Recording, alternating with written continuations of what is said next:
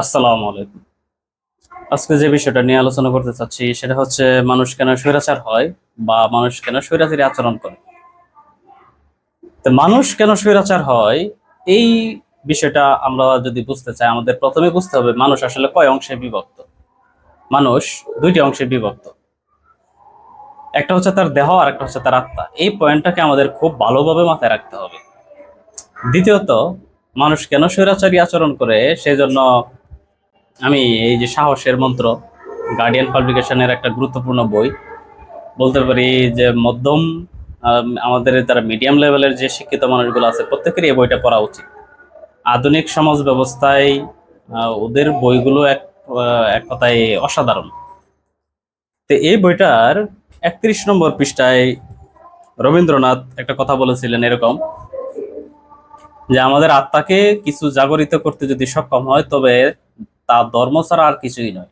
এক কথায় আমাদের আত্মাকে ধর্ম ছাড়া আর কিছু জাগরিত করতে পারে না। ঠিক এই বইটারই যদি আমরা 83 পৃষ্ঠার একটা উদ্ধৃতি খেয়াল করে, যে ইংরেজ দার্শনিক স্যার স্ট্যানলি পোল সুন্দর করে বলেছিলেন যে তার ভাষায়, if you teach your son 3 Rs, অর্থাৎ reading, writing and arithmetic, and don't teach him the fourth R religion, definitely you will get a fifth R rascality. বাংলায় যদি বলি, যদি আপনার সন্তানকে 3টি আর অর্থাৎ রিডিং, পঠন, রাইটিং, লিখন, এরিথমেটিক, গণিত বা অঙ্ক শেখান এবং চতুর্থ আর রিলিজিয়ন বা ধর্ম না শেখান, তাহলে নিশ্চিতভাবে আপনি তাকে পঞ্চম আর রাস্কেলিটি, বর্বরতা শেখাবেন বা বর্বর হিসাবে পাবেন। এখন এই বিষয়টা আমরা যারা ছাত্র ও শিক্ষক, যারা শিক্ষা ব্যবস্থার সঙ্গে জড়িত, তাদের বিষয়গুলো ভালোভাবে বুঝতে হবে। অবশ্য ছাত্রছাত্রীদের বাবা মায়েদেরও তা বুঝে নিতে হবে। তা না হলে আমরা কেউ হয়ে উঠবো গ্রন্থকিট, অথবা কেউ হয়ে উঠবো ডিগ্রিধারী মানুষ বা অহংকারী শিক্ষিত বর্বর। তো এখন এখানে হচ্ছে মূল কথাটা, যে এই যে আমাদের বর্তমান পৃথিবীতে মানুষ যে স্বৈরাচারী আচরণ করছে এর জন্য আসলে কারা দায়ী এবং কে মূল ভূমিকাটা পালন করে। তো এই বিষয়টা যদি আমি ব্যাখ্যা করি, পৃথিবীতে সবচেয়ে বড় স্বৈরাচারী হচ্ছে আমাদের বাবা মা। এবং সেটা কখন? তাহলে শুরুতে যে পয়েন্টটা বলছিলাম যে মানুষ আসলে দুইটা অংশে বিভক্ত, একটা হচ্ছে তার দেহ আর একটা হচ্ছে তার আত্মা। আমাদের মানব সন্তান যখন জন্মগ্রহণ করে তখন আমাদের বাবা মারা তাদের কুলে পিঠে করে আমাদেরকে টিকা দেওয়ান। এবং সেটা কেন? সেটা হচ্ছে ভবিষ্যতে সে যাতে দুরারোগ্য কঠিন ব্যাধিগুলোতে আক্রান্ত হয়ে না পারে, মানে না হয়ে পড়ে। মানে দেহের যে প্রোটেকশনটা আছে সেটা আমরা টিকার মাধ্যমে দিয়ে দিই। ঠিক একইভাবে মানুষের যদি দুইটা অংশ, একটা দেহ আর একটা আত্মা হয়, তো একটা সন্তান যখন সে কথা বলতে শিখে তার আত্মার প্রোটেকশনটা তাহলে সে কিভাবে দিবে বা পাবে? এক্ষেত্রে আমাদের বাবা মায়ের তখন একটাই দায়িত্ব থাকে, একটা সন্তান কথা বলতে শেখার পর তাকে সহি শুদ্ধভাবে কোরআন পড়তে এবং বুঝতে যতটুকু জ্ঞান অর্জন দরকার তা শিক্ষা দেওয়া। একটা সন্তান যখন প্রাপ্তবয়স্ক হয়ে ওঠে তখন আমাদের বাবা মারা দুইটা বিষয়ে চিন্তিত হয়। একটা হচ্ছে তার সন্তান যাতে সে খারাপ বন্ধু বান্ধবের পাল্লায় যাতে না পড়ে এবং সে যাতে ড্রাগ এডিক্টেড হয়ে না পড়ে। এখন খারাপ বন্ধু বান্ধব আসলে কে বা কারা? সহজ কথায়, যে মানুষটার অন্তরে কোরআন নাই সে হচ্ছে খারাপ বন্ধু বা খারাপ মানুষ। যার অন্তরে কোরআন থাকবে সে কখনো দুইটা পন্থী হইতে পারবে না। একটা, যার অন্তরে কোরআন আছে সে হয় ভালো মানুষ হবে, না হয় মুনাফিক হবে। সহজ কথায় তার দ্বারা মধ্যমপন্থী হওয়া অসম্ভব।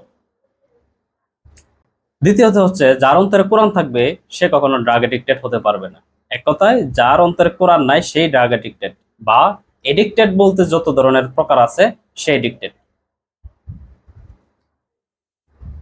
এবং আমার যে পয়েন্টটা ছিল যে মানুষ কেন স্বৈরাচারী হয়, স্বৈরাচারীর যে সিনড্রোম সেটা থাকে দুইটা। একজন স্বৈরাচার সে মানুষকে দুইভাবে অ্যাটাক করে, একটা হচ্ছে সে মানুষকে শারীরিকভাবে লাঞ্ছিত করে, দ্বিতীয়ত হচ্ছে সে প্রতারণা করে, কারণ তার কথা এবং কাজে কখনো মিল থাকবে না। এবং ওই যে শুরুতেই বলছিলাম মানুষ দুইটা অংশে বিভক্ত, একটা হচ্ছে তার দেহ এবং আরেকটা হচ্ছে তার আত্মা।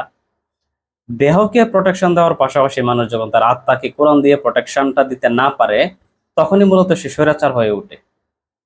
এবং স্বৈরাচারের যে প্রকারগুলো, সে মানুষকে শারীরিকভাবে লাঞ্ছিত করবে এবং তার কথা এবং কাজের কোনো মিল থাকবে না, যা আমরা এই আমাদের এই বর্তমান সময়কালের যে শাসকগুলো আছে তাদের থেকেই এই দুইটা প্রকার বুঝতে পারি। এই যে আমাদের বাংলাদেশ নতুন ভাবে স্বাধীনতা হইলো, আমরা যেটাকে বলতেছি স্বাধীনতা 2.0। তো এখন আমাদের এই বর্তমান বাংলাদেশের শাসক বর্গ ব্যক্তিগুলোর দিকে যদি আমরা তাকাই, তারা তাদের মতের অমিল যাদেরকে পাচ্ছে তাদেরকেই তারা শারীরিকভাবে লাঞ্ছিত করতেছে। আয়নাগর এবং এই যে বর্তমান যে বাস্তবের উদাহরণগুলো আমরা এর মাধ্যমে কিন্তু খুব স্পষ্টভাবে দেখতে পারি। এবং সবচেয়ে বড় যে উদাহরণটা হচ্ছে যে স্বৈরাচারীদের যে দুইটা লক্ষণ সিনড্রোম থাকে, যে তারা মানুষকে শারীরিকভাবে লাঞ্ছিত করে, যার অন্তরে কোরআন থাকে। এটা সহজভাবে বলতে পারি যে আমাদের যারা মাদ্রাসার স্টুডেন্ট থাকে কিংবা যারা ইসলামী ছাত্র শিবিরের যে ছেলেপেলেগুলো থাকে, আমি দীর্ঘদিন যাবৎ এই ছাত্র শিবিরের মেসে যেহেতু রয়েছিলাম, তাদের সাথে আমাদের মতের অনেক অমিল হইতই। তা অমিল হওয়া সত্ত্বেও আমি কখনো কাউকে দেখি নাই যে একজন ভাই আরেকজন ভাইকে শারীরিকভাবে লাঞ্ছিত করতে। এই যে দীর্ঘ 5-7 বছর তাদের সাথে উঠা বসা চলাফেরা ছিল, তো এই যে আপনি এতটুকু কনফার্ম করতে পারতেছেন যে একজন মুসলিম ভাই আর একজন মুসলিম ভাই থেকে সে কোনোভাবেই কোনো প্রকারেই শারীরিকভাবে লাঞ্ছিত হবে না, এই যে একটা বিশ্বস্ততা, এই যে একটা বন্ধুত্বের মনোভাব, সেটা একটা মানুষের অন্তরে যখন কোরআন না থাকবে তখন সেটা সম্ভব না। একমাত্র কোরআন যাদের অন্তরে থাকবে তাদের পক্ষে এই জিনিসটা মেনটেন করা সম্ভব।